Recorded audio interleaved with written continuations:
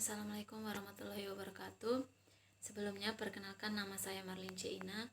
Saya mahasiswa Prodi Pendidikan Kimia Universitas Pendidikan Mandalika Mataram.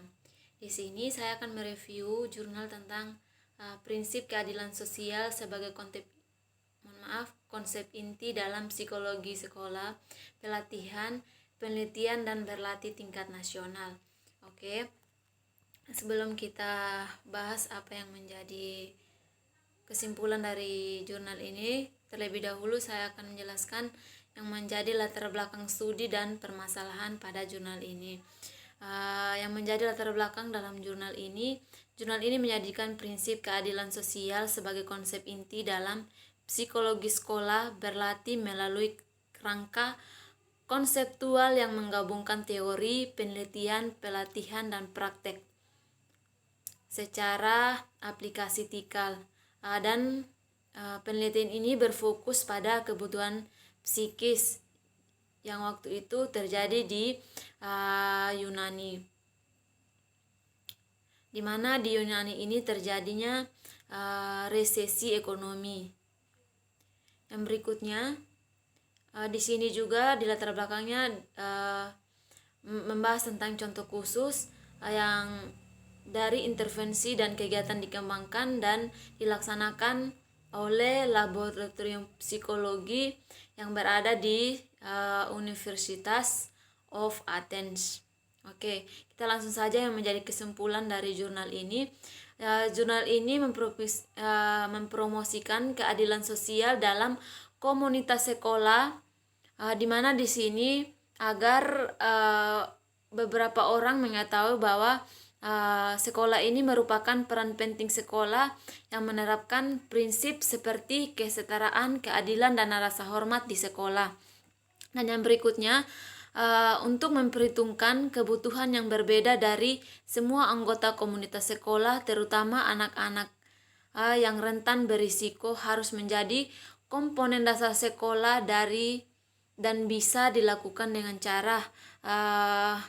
cara pemberian layanan psikologi dan dengan cara lain seperti pemilihan teori dan metode yang sesuai dengan apa yang terjadi dan bisa diterapkan di dalam masyarakat. Yang berikutnya, sistem yang mempromosikan prinsip keadilan sosial.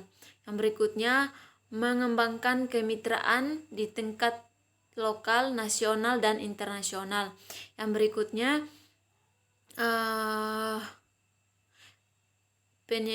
penyediaan layanan kronologis di sekolah.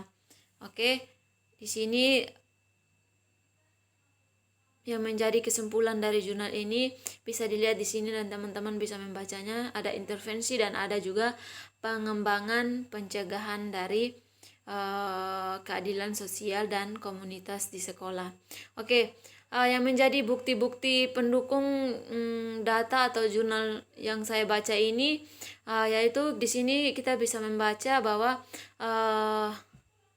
selama beberapa dekade terakhir prinsip-prinsip seperti penghormatan terhadap keragaman, advokasi untuk kepentingan terbaik anak-anak, dan penghormatan terhadap pandangan anak-anak telah menjadi erat dalam pemikiran psikologis. Yang berikutnya, bukti yang mendukung juga yaitu dikatakan oleh Smith, yaitu pada tahun 2016 prinsip-prinsip ini mencerminkan penekanan bidang yang semakin meningkat, yaitu tentang keadilan. Dan yang berikutnya, prinsip yang kedua itu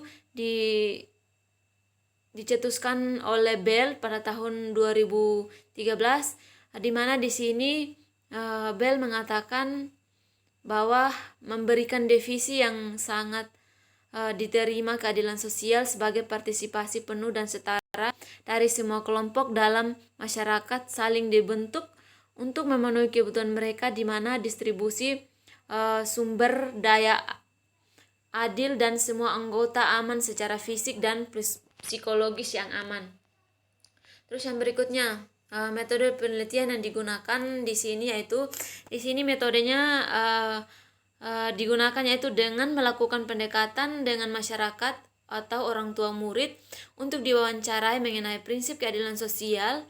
Lalu dilakukan penelitian lebih lanjut tidak hanya kepada masyarakat tetapi juga pada seluruh instansi yang berhubungan, baik itu sekolah, kantor, rumah sakit, dan lain-lain. Kemudian dari data yang telah diperoleh akan dilakukan penelitian lebih lanjut oleh Laboratorium Psikologi Sekolah Nasional dan Kapodistrian Universities of Athens. Yang menjadi kelemahan dan kekuatan dalam jurnal yang telah saya baca ini, yaitu kekuatannya yang pertama, menggunakan bahasa Inggris yang sederhana sehingga mudah dipahami dan ditranslate oleh pembaca. Yang kedua itu masalah yang dibahas berhubungan dengan hal yang benar-benar terjadi di masyarakat sehingga banyak diminati untuk dibaca oleh masyarakat. Yang berikutnya,